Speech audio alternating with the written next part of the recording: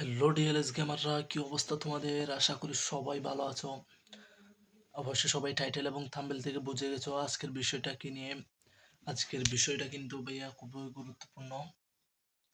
আমাদের গেমে কিন্তু অলরেডি দুইটা ইভেন্ট চলে আসছে একসাথে, একটা কয়েন দিয়ে এবং আরেকটা ডায়মন্ড দিয়ে। তো তোমাদের মনে প্রশ্ন থাকতে পারে আগে কোনটা শেষ করব, আগে কোনটা খেলবো। তো আজকে আমি দেখিয়ে দিব তোমার আগে কোনটা গেম খেলবা। আমি বলবো যেটা আগে ডায়মন্ডের বিনিময়ে যেটা দেখতে পারতেছো এখন, ওটা খেলা উচিত। 40টা ডায়মন্ডের বিনিময়ে তোমরা 50টা ডায়মন্ড পাবা।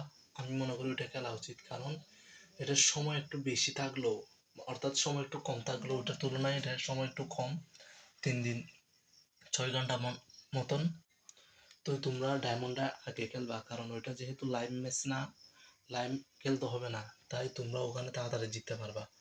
আর যেটা কয়েন্টের 90 কয়েন্ট, 95 কয়েন্টের বিনিময়ে যেটা খেলবা তোমরা, ওটা একটু পরে খেলবা, যেহেতু ওটা লাইভ ম্যাচ। তোমাদের ওটা জিততে একটু সময় লাগবে, পয়েন্টগুলো নিতে একটু সময় লাগবে, যেহেতু ওটা লাইভ ম্যাচ।